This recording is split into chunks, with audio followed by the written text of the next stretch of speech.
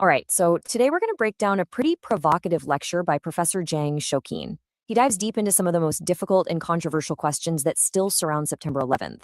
We're just going to walk through the evidence and the theories that he lays out, starting with a claim that honestly challenges the entire official story from the get-go.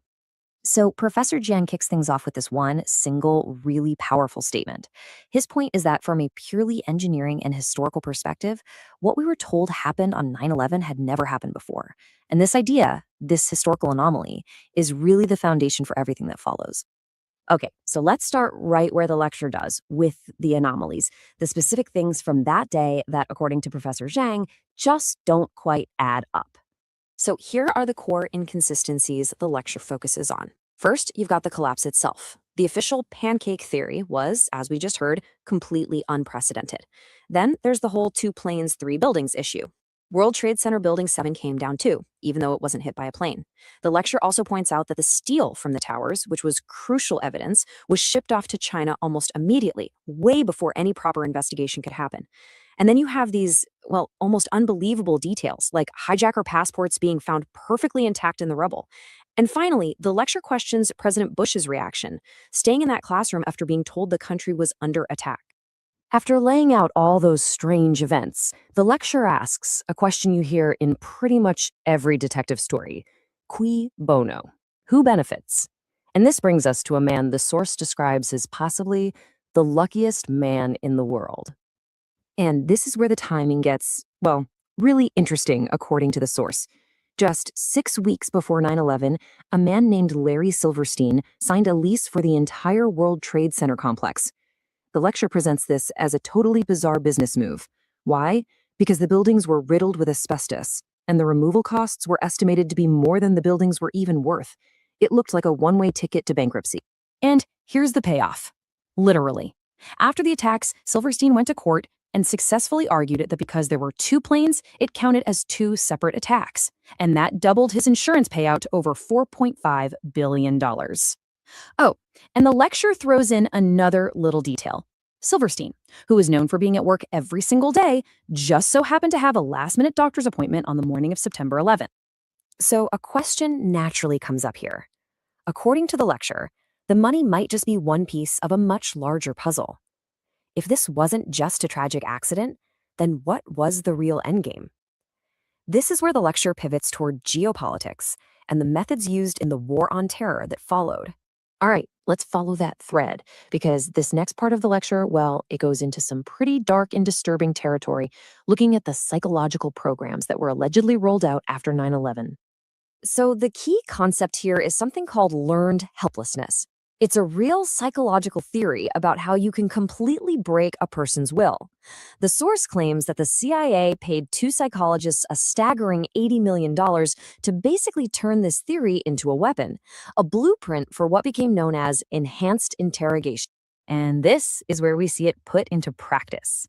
The lecture argues that those horrifying photos we all saw from prisons like Abu Ghraib, they weren't just a few bad apples. They were evidence of a deliberate, calculated experiment. The goal, the source argues, was never about getting information. It was about something else entirely. To really illustrate this, the source dives into the testimony of one prisoner, Abu Zubaydah. And what he describes isn't just random, brutal torture. It's laid out as a very specific, step-by-step ritual, a script designed to methodically deconstruct a human being's mind. And this all builds to what is, honestly, the most shocking claim in the entire lecture. Professor Zhang argues that the experiment worked, but not in the way people think. The goal wasn't to break terrorists, it was to create them, to turn these prisoners into programmable drones who could then be released to cause chaos. The source goes so far as to allege that this program is what ultimately led to the creation of ISIS. Okay, wow, that is a massive claim. And it brings up a pretty big question, right? Could something this elaborate, this sinister, actually be pulled off by a government? The lecture says that to even consider the possibility, you have to look back at history. Well, that's what this next section is all about. The lecture argues that there's a pattern, a history of deception that provides some pretty important context. And the starting point here is MK Ultra. Now, this isn't some internet conspiracy theory. This was a real declassified CIA program that was exposed by Congress. For years, the agency conducted secret mind control experiments on its own citizens, using drugs, hypnosis, and all kinds of psychological abuse. It's a confirmed fact. Then the lecture brings up two more examples that are just uncanny. First, you have Operation Northwoods from 1962, a real declassified proposal from the Department of Defense to stage fake terrorist attacks on American soil to create a pretext for war with Cuba. And then, get this, you have a TV show, a spin-off of The X-Files, that aired in March of 2001, just 6 months before the attacks. The plot? A rogue faction inside the US government tries to fly a remote-controlled plane into the World Trade Center to start a war. So when you lay it all out on a timeline like this, you start to see the pattern the lecture is pointing to. It's presented as this long, unbroken chain of deception, from mind control in the 50s to false flag plans in the 60s to that eerily predictive TV show, right up to 9/11 and the psychological programs that came after. Okay, so after all of that, all the anomalies, the money, the psychological programs, the history, it all leads to one final, really tricky question. And this is what Professor Zhang calls the paradox. It basically boils down to two completely different ways of looking at the world. On one hand, you have the official story. The government is mostly telling the truth, but it can be incompetent, and all these strange details are just tragic, bizarre coincidences. On the other hand, you have the conspiracy view. The government is incredibly powerful and deceptive, yet somehow they're also sloppy enough to leave this huge trail of clues for anyone with an internet connection to find. And that right there is the ultimate paradox the lecture leaves us with.